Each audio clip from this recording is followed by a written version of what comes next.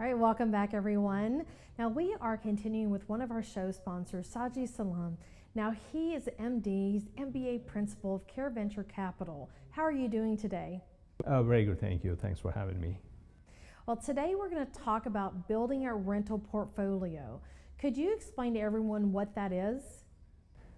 Well, when we talk about a rental portfolio, it simply put, it is just a way of saying that, hey, we are collecting all these rental properties and calling them a portfolio. So basically, if I have four single-family rentals, one apartment, one short-term rental, all that comes into my rental portfolio. So it's just a way of saying that I have this many assets in a portfolio. So you could go about, depending on your interest, you could buy single-family homes, you could buy just multi-family homes, or it could be a combination of several asset classes that basically generate rental income for you. Right. So what kind of strategies could you give us in regards to acquiring and managing rental properties?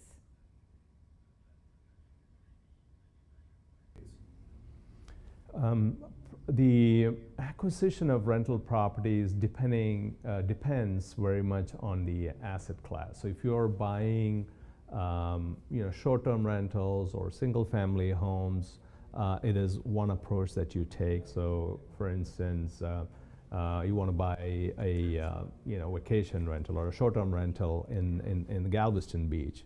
So you would identify the real estate agents who have listings in that area, talk to them, talk to other people who are having short-term rentals in that area, talk to property managers, and then start purchasing those rental properties.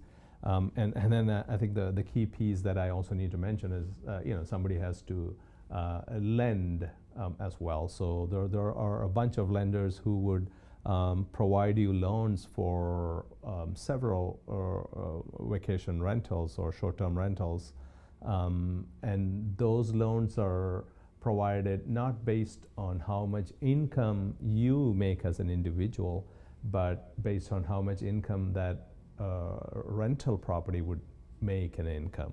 So those lenders are the ones you want to go after, and that's one way to get started if you are going into the single family, be it short-term, long-term, or mid-term. Another asset class that we are very familiar with is the multi-family space. Again, the principles are the same. The scale is a little different. So instead of buying 400 single-family homes, I can buy an apartment complex with 400 apartment units. And there again, the principles are the same. You need to understand the management of it. You need to have the right people on board. You need to have the insurance vendors. You need to have the property management vendors. You need to have renovation experts.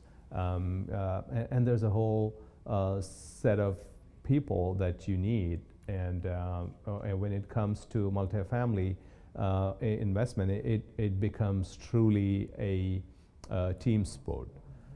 Here again, the lenders are important too, and they come in various shapes and forms, depending on how they lend and their lending criteria, etc. But essentially, the same model, scaled to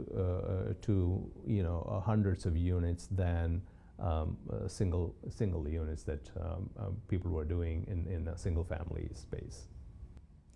Yeah, we also wanted to talk about house hacking. What exactly is that? House hacking is a very interesting concept. So this is for many folks who say, hey, I don't have any money to get started in real estate, right? So the question is, hey, you're a student, you can get started without much money. So how do you do that? Well, you are, let's say you're living in a duplex, you live in one side of the duplex and then rent out the other side.